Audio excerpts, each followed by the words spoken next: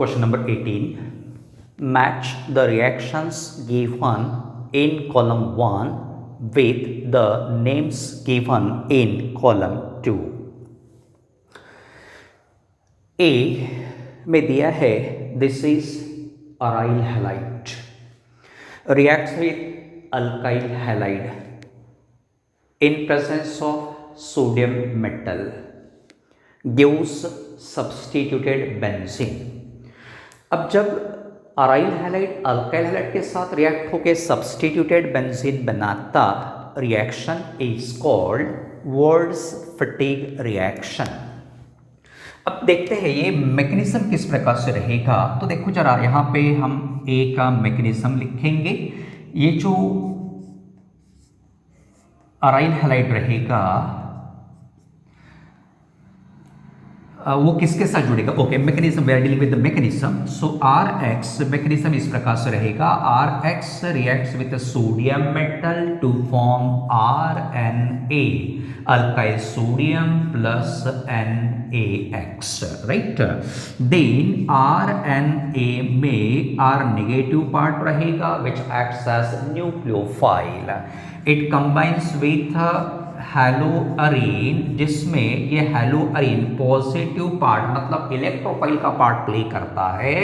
So that we will get the product here R plus N A इसके साथ जुड़ेगा N A X बन जाएगा. This is the Wurtz Fittig reaction. Second B देखते हैं क्या दिया है. 2 moles of haloarenes combine with sodium metal react with sodium metal in presence of ether to form diphenyl. Biphenyl is formed here.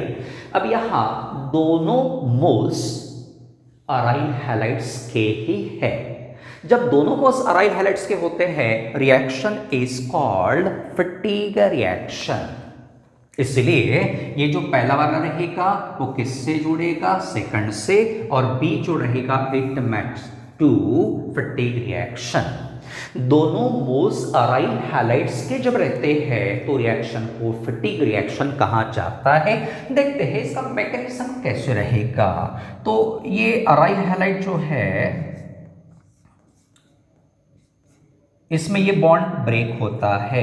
एक electron x पे दूसरा electron benzene पे जाएगा. So that we will get benzene free radical. ठीक है, benzene free radical highly unstable रहता है इसीलिए ये एक और बेंजीन फ्री रेडिकल के साथ जुड़ जाता जो सेकंड मॉलिक्यूल ऑफ बेंजीन हैलोअरीन से बनेगा और यहाँ प्रोडक्ट मिलेगा हमें इस प्रकार से. Biphenyl is formed here. This is the mechanism of a fatigue reaction. Then C. This is benzene diazonium salt react with the cuprous halide. ये salt रहेगा.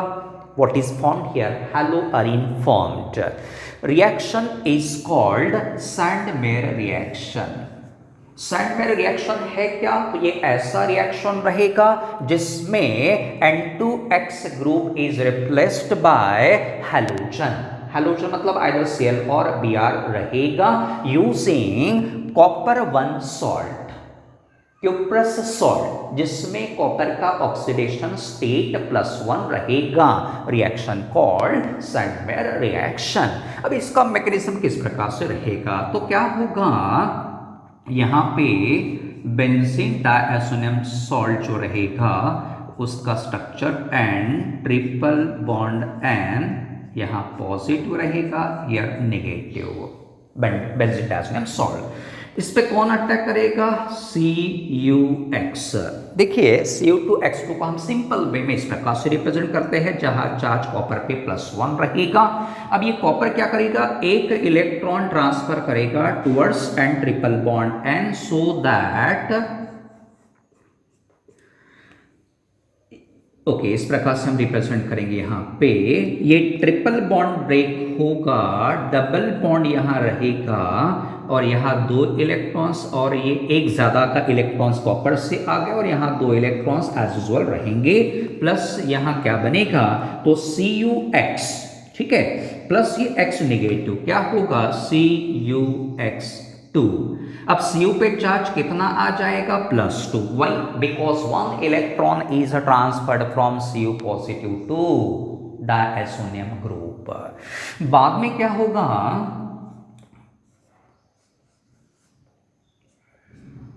ये जो रहेगा N double bond N,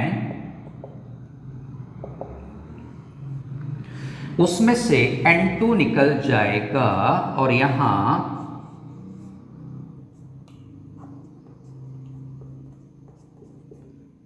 free radical बनेगा।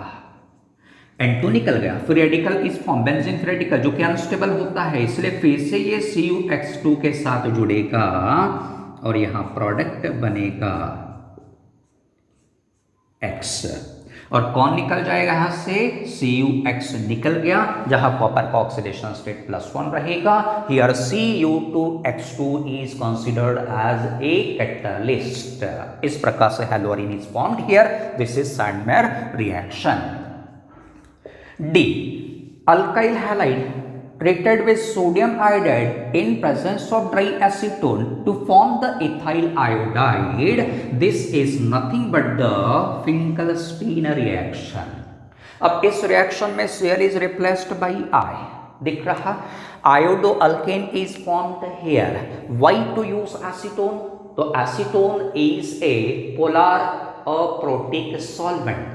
Polar aprotic solvent होने के कारण इसमें कौन डिसॉल्व होगा, जनरली कोवेलेंट कंपाउंड से डिसॉल्व होते हैं। अब यहां हमने NaI यूज किया है, तो हम NaCl, NaBr और NaI तीनों को कंसिडर करेंगे। तीनों में से देखिए all these are ionic compounds, सभी कैसे कंपाउंड्स है, आयनिक कंपाउंड्स है। फिर भी इन तीनों में से only NaI is soluble in acetone. Why? Because NaI में I नेगेटिव का साइज काफी बड़ा होता है and larger the anion, smaller the cation has higher covalent character according to Fajans rule. मतलब तीनों में से सोडियम आयोडाइड का कोवेलेंट कैरेक्टर हाईएस्ट होने के कारण it is soluble in acetone, ये दोनों सोल्यूबल नहीं होंगे, जिसके कारण ही हम यहाँ ड्राई एसीटोन को यूज करते हैं। And this reaction is used to prepare only iodoalkanes. Now what is the mechanism of this reaction? तो देखो यहाँ क्लियरली दिख रहा है Cl negative is replaced by I negative. This is known as halide exchange reaction and this is the type of SN2 reaction. सीधा सीधा reaction है ये, bimolecular nucleophilic substitution reaction.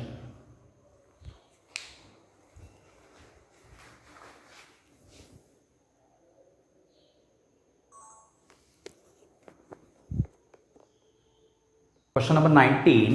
In the reaction, phenol on hitting with the zinc gives A, which on treatment with concentrated HNO3 and concentrated H2SO4 at 60 degrees Celsius gives B, which on further treatment with the zinc and aqueous NaOH gives C.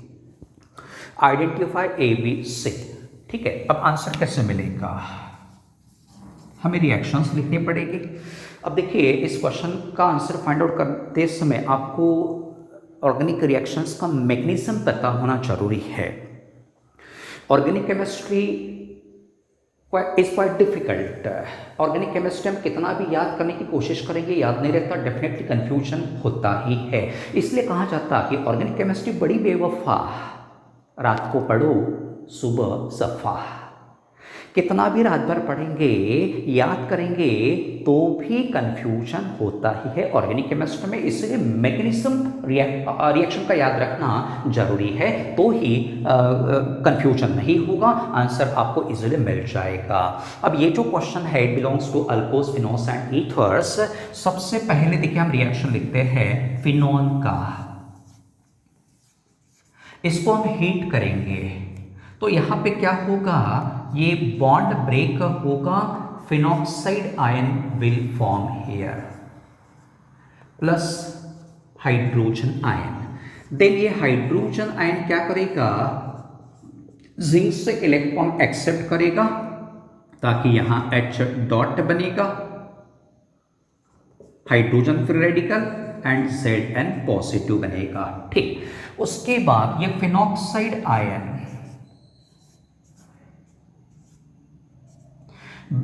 यहां पे भी ये bond break होता, एक electron oxygen की तरफ जाता, दूसरा इलेक्ट्रॉन बेंजीन की तरफ आता, so that here we will gate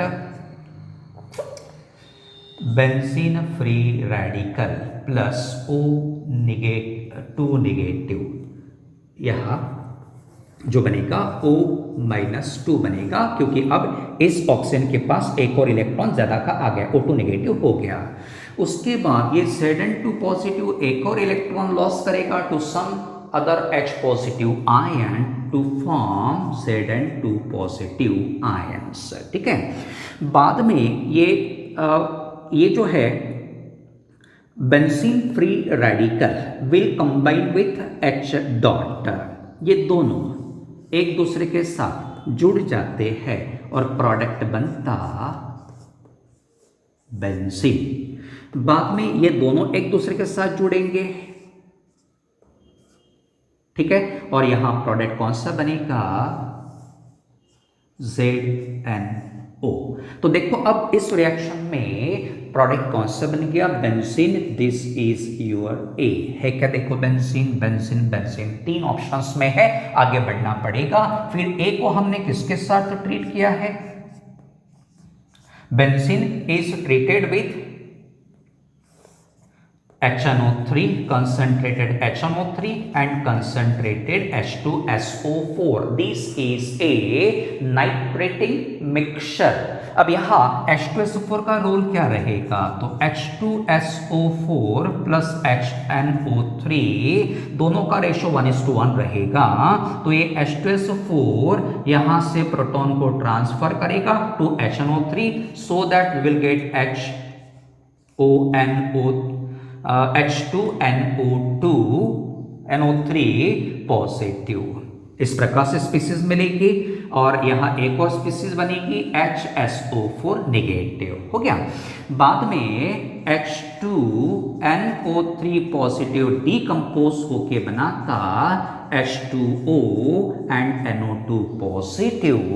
This NO2 positive nitronium ion is a good electrophile.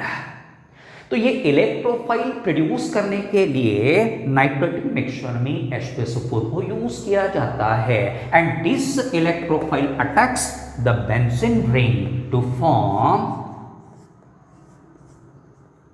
Nitrobenzene.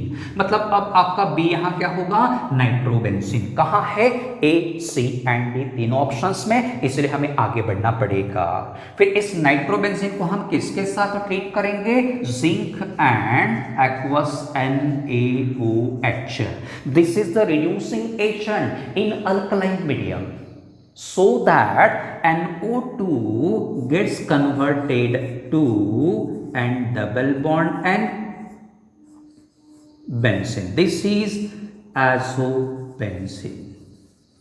ठीक है, एजोबेंजीन बन गया। अब ऑप्शंस में कहीं एजोबेंजीन दिख रहा क्या, नहीं, azobenzene is not mention here, इसलिए हमें रिएक्शन को थोड़ा आगे लेके जाना पड़ेगा। And since zinc is present in excess here, reaction proceeds further, इसका फिर से रिडक्शन होता और हमें प्रोडक्ट इस प्रकार से मिलता, here NH, here NH and here is benzene ring. इस प्रकार से ये बनेगा, जिसको हम हाइड्राजोबेंजीन कहते हैं। हाइड्राजोबेंजीन इज फॉर्म्ड हियर। थोड़ा स्ट्रक्चर जो है आप समझ लेंगे, यहाँ जगह कम होने के कारण हमने इस प्रकार से बनाया है। ये हाइड्राजोबेंजीन इज फॉर्म्ड हियर। अब ये कहाँ पे है देखिए, आपका सी रहेगा। Hydrazobenzene is option D, therefore option D is the correct answer. Question number 20। Here compound is given which contains a C double bond O, reacts with NaOH and heat. A is formed here. Identify A. पहचानना है हमें A कौन सा रहेगा। This question belongs to aldehydes, ketones and carboxylic acids. 4 options are given here. अब answer कैसे मिलेगा देखो जरा। यहाँ जो कंपाउंड दिया है वो कीटोन क्लास को बिलोंग करता है। This is the functional group C double bond O, ketone group. Functional group को जुड़ा हुआ कार्बन कहलाएगा अल्फा कार्बन। तो ये दोनों अल्फा कार्बन हो गए, और अल्फा कार्बन को जो भी हाइड्रोजन्स जुड़े रहेंगे उनको हम कहते हैं alpha hydrogens. Means this compound contains alpha hydrogen atoms. Therefore, the aldehyde or ketone containing alpha hydrogen atoms on treatment with NaOH gives which reactions? Undergoes which reactions? So this compound undergoes aldol condensation because it contains alpha hydrogen atoms, है ना भाई। Alpha aldol condensation exactly है क्या? How many molecules participate in aldol condensation? तो इसके लिए इसका mechanism पता होना चाहिए। इसमें 2 molecules participate करेंगे of अल्डिहाइड और कीटोन। दूसरा कीटोन मॉलिक्यूल हम इस प्रकार से लिखेंगे, ये सेम ही है, दोनों सेम मॉलिक्यूल है, ठीक है। अब जब हम इसे हीट करेंगे NaOH के साथ, what will happen here, what is the mechanism of aldol condensation? क्या कहता है, ये अल्फा कार्बन रहेगा, ठीक है, यहाँ अल्फा हाइड्रोजन जुड़ा रहेगा। मैकेनिज्म क्या कहता कि alpha carbon of one aldehyde और ketone goes to the carbonyl carbon of other aldehyde. एक अल्डिहाइड या कीटोन का अल्फा कार्बन दूसरे अल्डिहाइड या कीटोन के कार्बोनिल कार्बन पे चला जाएगा, इसलिए हमें यहां प्रोडक्ट इस प्रकार से मिलेगा। यहां अब क्या होगा बेटा, इस कार्बन के साथ ये कार्बन जुड़ जाएगा, जुड़ गया, फिर ये डबल बॉन्ड O किस में कन्वर्ट होगा और ये डबल बॉन्ड O कहाँ रहेगा, तो ये डबल बॉन्ड O इंटैक्ट रहेगा, ठीक। At the same time, what will happen here? Alpha hydrogen of this molecule goes to the carbonyl oxygen. Simultaneous होगा, at the same time migration होता है, so that यहाँ CO converts to COH group। Magnesium क्या कहता है aldol condensation का, आपको अच्छे से याद रखना है। Alpha carbon of one molecule goes to the carbonyl carbon of other molecule with the simultaneous migration of alpha hydrogen to the carbonyl oxygen of other molecule. इसके बाद इसे हम हीट करेंगे, हीट करना, हीट करेंगे, यहां से वाटर मॉलिक्यूल लॉस होगा। वाटर किस प्रकार से निकलेगा, OH from this carbon and H from this carbon, इस प्रकार से वाटर लॉस होता, so that we will get here double bond will form, double bond O। देखिए कौन से ऑप्शन में हमें ये स्ट्रक्चर दिख रहा है, option A is the answer।